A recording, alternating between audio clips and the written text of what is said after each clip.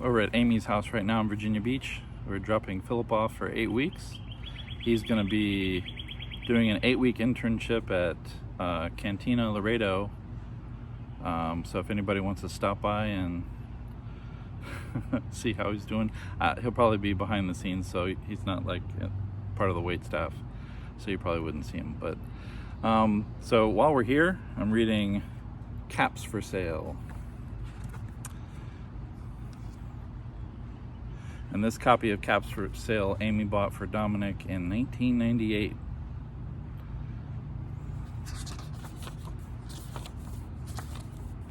Once there was a peddler who sold caps, but he was not like an ordinary peddler carrying his wares on his back. He carried them on top of his head.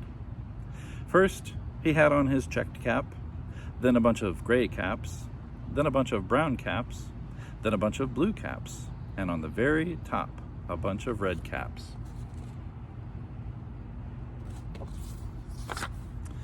He walked up and down the streets, holding himself very straight so as not to upset his caps. As he went along, he called, "Caps, caps for sale, 50 cents a cap."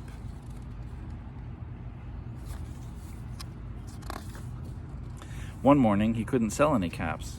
He walked up the streets, he walked down the street, calling, "Caps for sale, 50 cents a cap." But nobody wanted any caps that morning. Nobody wanted even a red cap. He began to feel hungry, but he had no money for lunch. "I think I'll go for a walk in the country." And he walked out of town slowly, slowly, so as not to upset his caps. He walked for a long time until he came to a great big tree. "That's a nice place for a rest," he thought, and he sat down very slowly under the tree and leaned back little by little against the tree trunk so as not to disturb the caps on his head. Then he put up his hand to feel if they were straight. First his own checked cap, then the gray caps, then the brown caps, then the blue caps, then the red caps on the very top. They were all there, so he went to sleep. He slept for a long time. When he woke up, he was refreshed and rested. But before standing up, he felt with his hand to make sure his caps were in the right place. All he felt was his own checked cap. He looked to the right of him, no caps.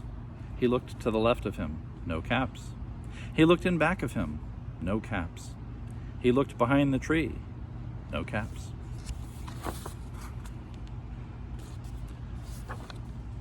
On every branch, hold on. Then he looked up into the tree, and what do you think he saw? On every branch sat a monkey. On every monkey was a gray or brown or blue or red cap.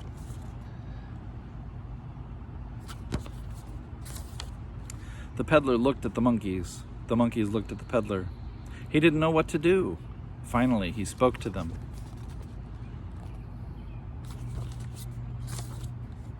"You monkeys, you," he said, shaking a finger at them. "You give me back my caps." But the monkeys only shook their fingers back at him and went, "Tss, tss, tss."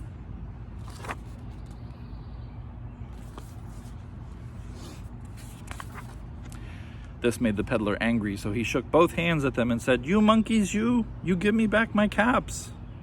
But the monkeys only shook their hands back at him and said, "Tss, tss, tss." Oh, sorry.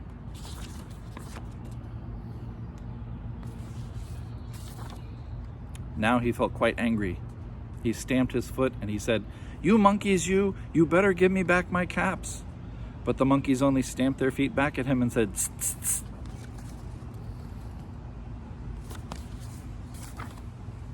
By this time, the peddler was really very, very angry. He stamped both his feet and shouted, "You monkeys, you must give me back my caps." But the monkeys only stamped both their feet back at him and said, "Tss, tss, tss."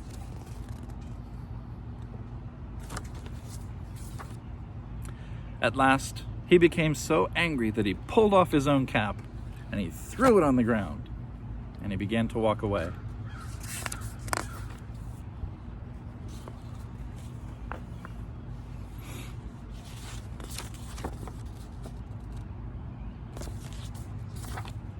But then each monkey pulled off his cap.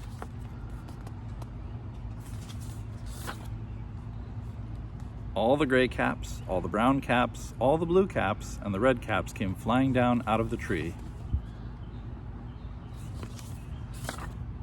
So the peddler picked up his caps and put them back on his head. First his own checked cap, then the gray caps, then the brown caps, then the blue caps, and then the red caps on top. And slowly, slowly he walked back to town calling, "Caps! Caps for sale! 50 cents a cap!"